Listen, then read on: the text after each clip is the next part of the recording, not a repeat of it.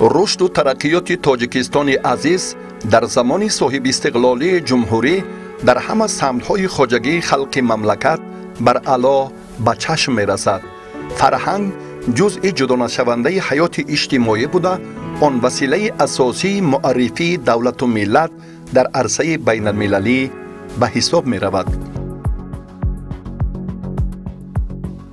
рушди бемайлони фарҳанги миллати тамаддунофари тоҷик собит намуд, ки мо бо азму иродаи қавӣ ва дарки масъулияту эҳтироми бузурги ватандорӣ метавонем, ки тоҷикистони азизро дар саросари ҷаҳон сазоворона муаррифӣ намоем.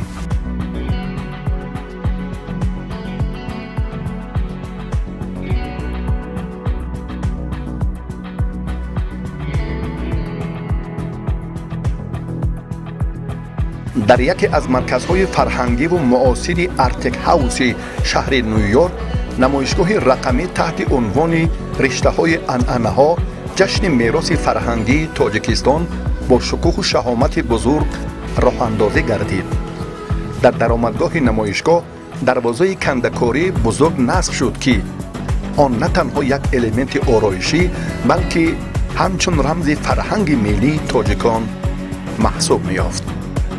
меҳмонон ҳанӯз аз даромадгоҳ фазо ва муҳити зеборо эҳсос мекарданд.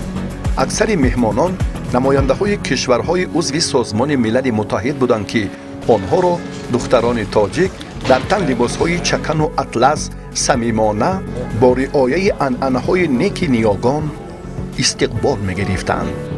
роҳравҳои намоишгоҳ бо чодару зардузиҳо, гулдузиву матоъҳои рангини чакану атлас оро дода шуда, ҳар як гӯшаи намоишгоҳ нишонаи мероси фарҳангӣ ва анъанавии халқи тоҷик, эътимод ва эҳтиром ба анъанаҳои гузаштагонро инъикос менамуд. Идея зародилась тогда, когда ты понимаешь, что миру нужны другие месседжи, другие проекты, которые дают возможность через искусство, музыку, фэшн и 5 человеческих ощущений понять прошлое страны, понять настоящее и через прошлое и настоящее видеть будущее страны. Для меня большая честь, что Таджикистан, одна из первых стран в мире, приняла вызов разговаривать с миром языком искусства, языком музыки, языком творчества. И каждому гостю, который присутствовал на мероприятии, дать возможность ощутить гостеприимство Таджикистана, теплоту, очень вкусную еду. Также технологии, которые в этом проекте присутствовали 80%, потому что через диджитал, через футуризм мы дали возможность каждому зрителю прочувствовать, что страна идет вперед, страна открыта. намоишгоҳи мазкур дар шакли лоиҳаи интерактивӣ омода шуда аз утоқҳои алоҳида иборат буд. утоқи якум ба мавзӯи чакан бахшида шуда, дар он либосҳои дастдӯзии тарроҳони тоҷик ба марази тамошо гузошта шуданд. чакан навъе аз ҳунарҳои мардумӣ мебошад, ки таърихи қадимӣ дошта ба зиндагӣ, урфу одат ва олами маънавии халқи тоҷик алоқамандии зич дорад.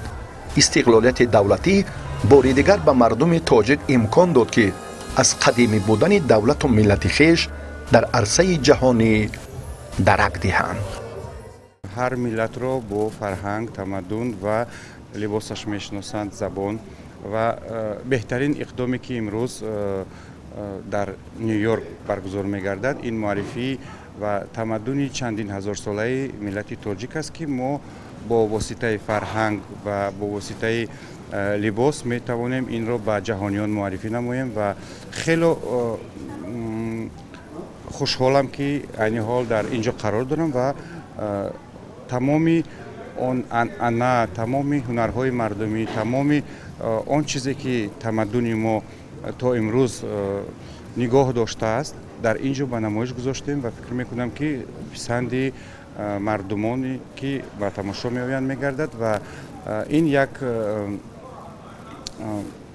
رشد و تکانی میدهد برای جلب سیاحان و معرفی کشور.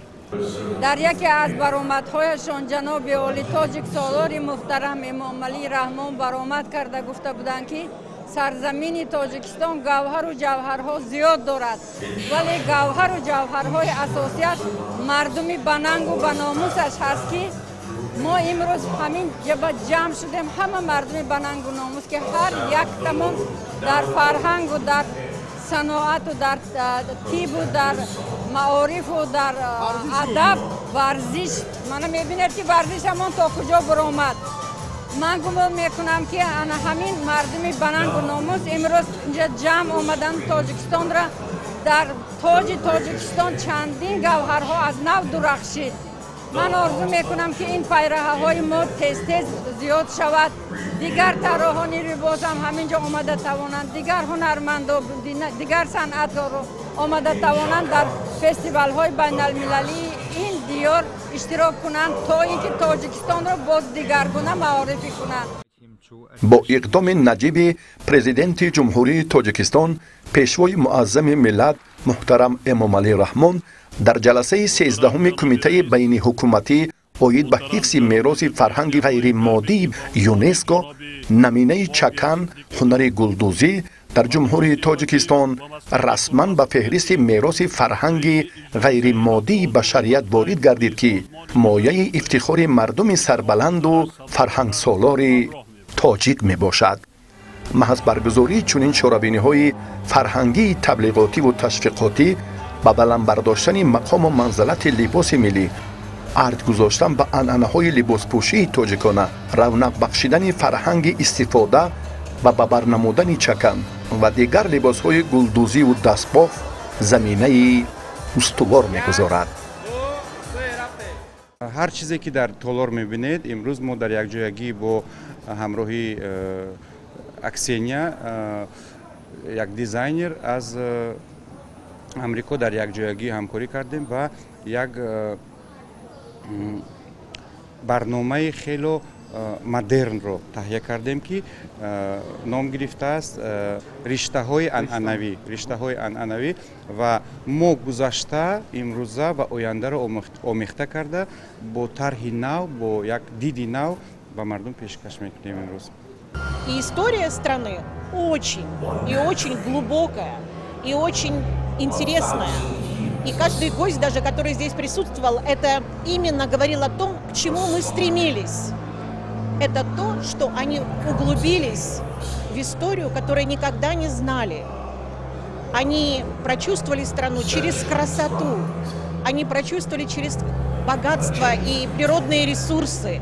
И самое важное, что страна показала ту красоту через фэшн, через ремесленничество, которую мир еще не видел. Поэтому для меня очень большая честь совместно с правительством Таджикистана, с коллегами таджикскими этот проект не только показать в Нью-Йорке, а показать всему миру. Потому что Таджикистан первый разговаривает с миром, диалогом через искусство, музыку и фэшн. Поэтому идея, она только начинается, она зарождалась и воплотилась в Нью-Йорке, но у нее еще длинный путь.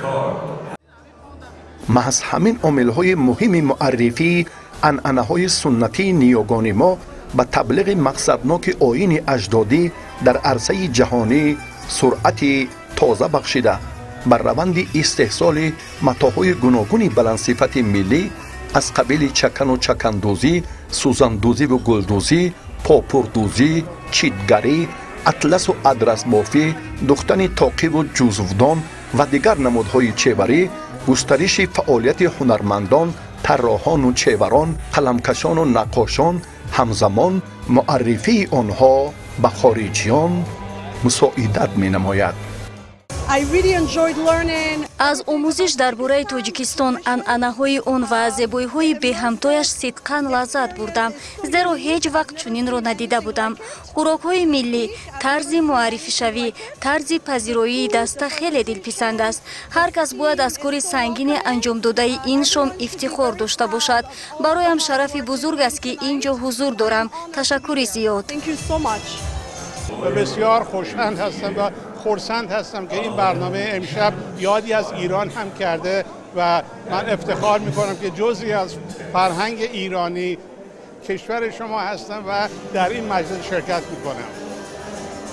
در گوشه طعام‌های ملی ما مهمانان خارجی خیلی زیاد بودند.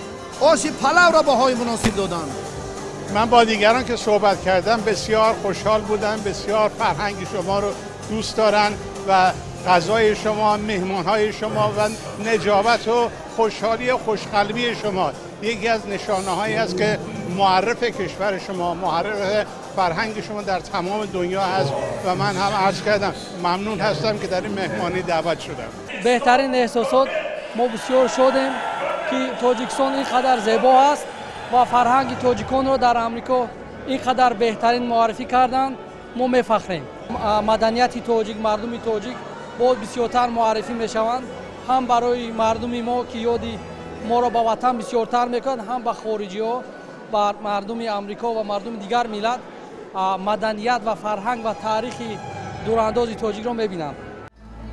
در برابر نمایش زندگی چکند و نقش و نگارهای بوی مردم تاجیک، مهمانان در قسمی از برنامه تهیه شده ویدیویی کمپوزیسی‌های منقش روشن و خاص، گلدوزی‌ها، کنده‌کاری نازک و نفیس و قصه و روایات رنگین را نسبت به حیات خلق، تاریخ و فرهنگ آن که به میراث گذاشته شده است، شناس شده‌اند.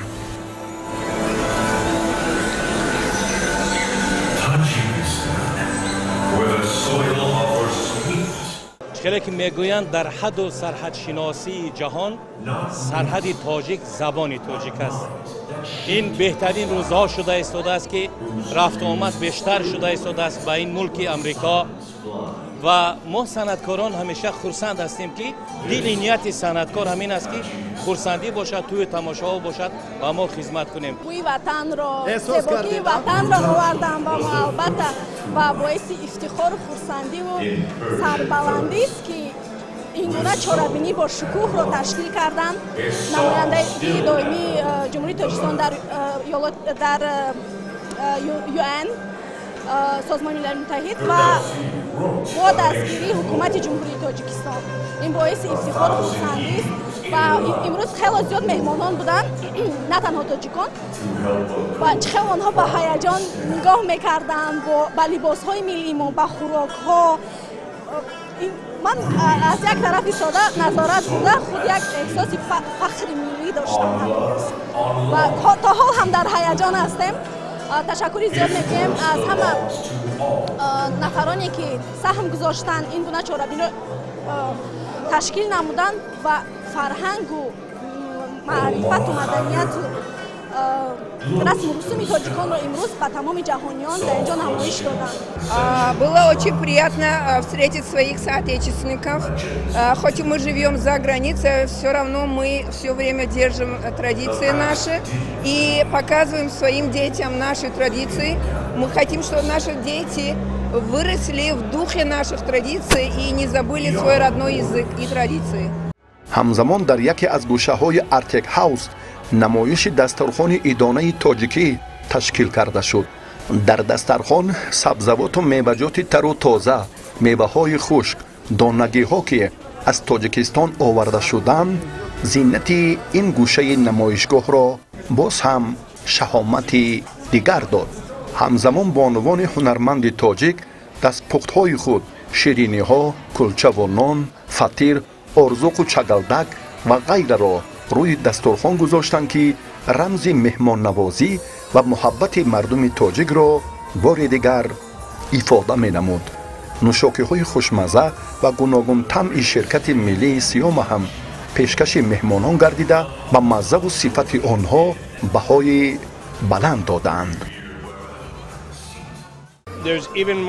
اینجا نمودهای زیادی طعام‌های تاجیکی وجود دارند و می‌خواهم که این طعام‌ها را بچشم. این کشور فرصت‌های زیاده چون جزئی اتحاد شوروی بود ولی با گرفتن استقلالیت رشد اقتصادی آن به چشم می‌رسد و برای مردمانش پیشروی می‌آورد. I love it. It's so beautiful and it's so nice to see the beautiful costume. And I love the show because it gives us a sense of, you know, Tajikistan. من از اینجا بودن خیلی خوشحالم چون که من در اینجا از تاجیکستان شناسایی شدم و با مردم تاجیک از این کرته‌های زیبا، از این لباس‌های زیبایی که من در اینجا دیده اسلام خیلی خوشحال شدم. پیشتر تصورات داشته درباره تاجیکستان؟ Did you have any experience about Tajikistan before? No, I've never been to Tajikistan, but I know my good friend Faranges from Tajikistan. She always talk about Tajikistan. Maybe next year we go, we visit.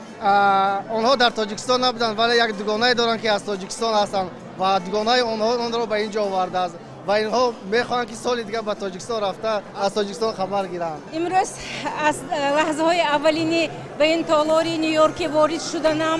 این تالار پر از فیض، پر از نور، پر از نصرت دیدم. این با شکوه و حشمتی خاصه داشت.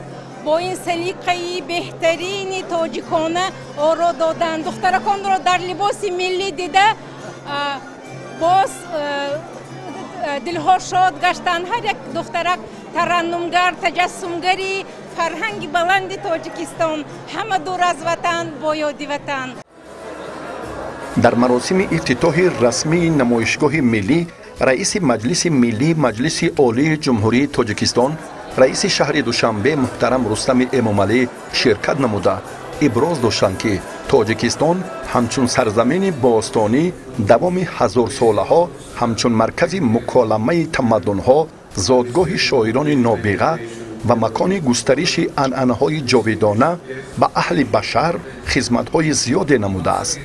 با قناعتمندی تاکید کرده شد که تاجیکستان مکان یادگاری های میراث عمومی جهانی یونسکو از جمله شهرک باستانی سررزم، باغ ملی تاجیکان در پامیر، ممنوعگاه بیشه پلنگان و دالان زرافشان قیراقم می باشد.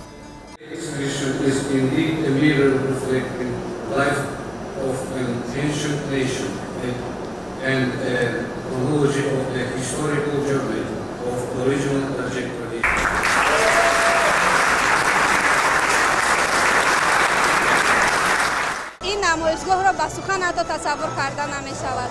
در اینجا هم تاریخ و هم تمدن حاضره یک جایه بوده. بسیار بهترین بود. من گفتم که حتی از چشمانم جاری شد. برای وطنم یک نمود پخت کردم که وای نگفتنی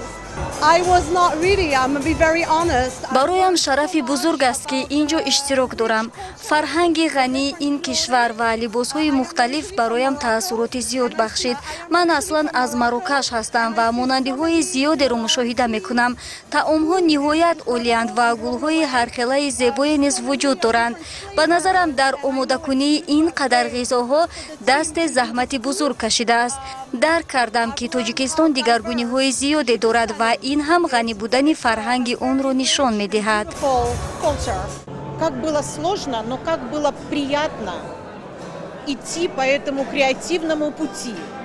Поэтому это не только оправдало ожидания, это очень сильно мотивирует, потому что я таджикский народ не только узнала глубже, я просто полюбила таджикский народ. Поэтому речь не идет об ожиданиях, речь идет о пути, который мы начали с Таджикистаном, прошли, вот создать эту красоту, это вот, было очень легко, потому что у вас все есть в стране. Но самое главное, это вот та душевная теплота и самое важное, вот эта традиция и ремесленничество меня покорило очень сильно, потому что мир очень сильно стремится к модернизму. А вы оставили, вот как говорят в Америке, identity, вот эту чистоту, которая исторически, она остается очень девственной, непоколебимой и очень чистой. Поэтому я не только чувствую, что оправдались ожидания, а это мотивирует на то, чтобы создать первый в Центральной Азии самый иммерсивный, интерактивный арт-хаус. И я надеюсь, мы совместно это сделаем.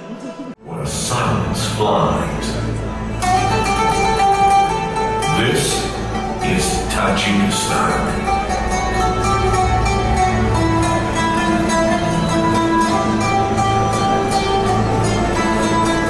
дар идома барои иштирокчиён дар мониторҳои бузург зери мусиқии тоҷикӣ наборҳои муаррифкунандаи таъриху тамаддуни бостонӣ, фарҳанги пурғановат, эҳёи ҳунарҳои қадимии мардумӣ, анъана ва арзишҳои волои маънавии миллати тоҷик ба шаҳодати ҳунармандиву бунёдкорӣ, меҳандӯстиву созандагӣ ва тамаддунофар будани миллати тоҷик бо забони англисӣ манзури намояндагони بیش از 50 کشور دنیا گردانیده شد.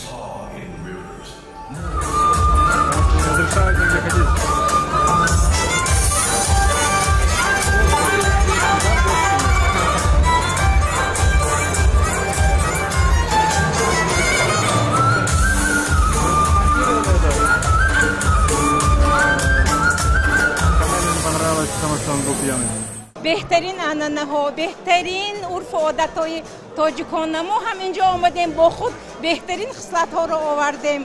یگان روز، یگان لحظه، یگان ساعت نیست که تاجیکیتی خودمان رو گم کرده باشیم. تاجیکستان به پیش. تاجیکستان همه وقت در قلب ما هست. ما اینجا آمدیم همچون صاحب کارهای وطنی برای آباد کردن وطن. فخرآور است که من امروز در شهر نیویورک فرهنگ ملت تاجیکستان را هنرنمایی کرده ایستادم و این برای ملت تاجیک، برای فرهنگ تاجیکستان بسیار یک روز خاطرمان می باشد. بگذار فرهنگ تاجیکستان در تمام دنیا نمایش داده شود. سالهای کم ایجادی اما مهارت بلند هنر. اما این دستگیری از طرف جانب استادان ما، از طرف جانب محترم رئیس شهر دوشنبه، محترم پرزیدنت جمهوری تاجیکستان جناب علی محمدی رحمان می باشد که برای ما جوانان بسیار هم تمام شرایط ها رو مهیا کرده است و ما باید از این شرایط ها استفاده بریم و برای ملت و وطن، برای فرهنگ ملت تاجیکستان خدمت کنیم. مدیر برنامه رشد سازمان ملل متحد اجیم استینر از جانب خود برای تشکیل چنین همایش رنگین و زیبا به تاجیکستان منتداری بیان نموده افزود که آنها برای دستگیری و جانبداری چنین اقدام‌های نجیب و تلقین کننده زیبایی، دوستی و رفاقت همیشه آماده می باشند. نمایش فرهنگ تاجیکان نه تنها تاریخ غنی و پر افتخار ملت کهنسالار ما را معرفی کرد، بلکه امکانیت‌های نوین و فراخ اقتصادی و اجتماعی تاجیکستان را دیگر باره به عالمیان آشنا نمود که در منبع نیز تاجیکستان همچون یک دولت آرام و آسوده دارای تاریخ و تمدن بای و رنگین و پیشرفته معرفی می شود. با دستگیری محترم جناب عالی، با دستگیری محترم رئیس مجلس ملی مجلس عالی جمهوری تاجیکستان رئیس شهر دوشنبه محترم رستم امامعلی، روز هنرهای مردمی در شهر نیویورک با نمایش گذاشته شد و ما از این دیدن نمودیم. بسیار شهروندان مقیمی ما که در اینجا زندگی فعالیت میکنند از دیگر ایالات ها اومده دیدن نمودن و اینچون بسیار مهمانهای خارجی در اینجا در این نمایش اومده دیدن نمودن. چون از خوراکای ما نیز خورده و لذت بردن. خوراکای ما بسیار طعمهای ما یک بسیار طعمهای بامزه است. بسیار روز یک نمایش خوب بود. از این ما بسیار خرسند بودیم. Yeah, I love it. Like I need to go.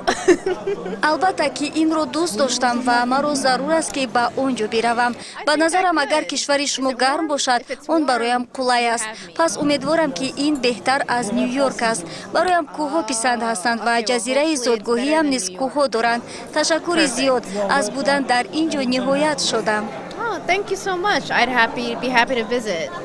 اساساً در نیویورک دیدن هر یک تاجیکستانی و خصوصاً این روز ما چنان تاجیکستانی خود را دیدیم و خیلی هم خوشحال شدیم. خوب میشد که ما باز هم بسیارتر چنین چهاره‌بینی‌ها میگذراندیم و وطن خودمون رو در نیویورک احساس میکردیم و این حسیات خیلی هم زیاد است. خیلی هم ما خوشحال هستیم. ما جوانان جمهوری تاجیکستان از پیشوای معظم ملت محترم جناب عالی سپاسگزار هستیم و امروز ما خوشحال هستیم که رئیس شهر ما، رئیس محترم ما رستم امام علی به اینجا حضور آوردن و ما هر یک شهروند جمهوری تاجیکستان آمدیم که دیدار بینی کنیم و از این دیدار بینی ما خیلی خوشحال هستیم. Мы все время продолжаем эти традиции, мы проводим традиционные мероприятия. Все мероприятия, которые мы у себя на родине проводили, мы здесь тоже проводим. امیدواریم که در آینده نیز چنین تدبیرهای مهم معرفی و نمایش‌هایی که بازگوی تاریخ و تمدن باستانی و ارزش‌های والای معنوی ملت تاجیک در عرصه بین المللی می باشند بیشتر راه اندازی گشته و این وسیله هنرمندی و مهنت دوستی و سازندگی مردم شرفمند تاجیکستان را در اقصای عالم تلقین می نماییم.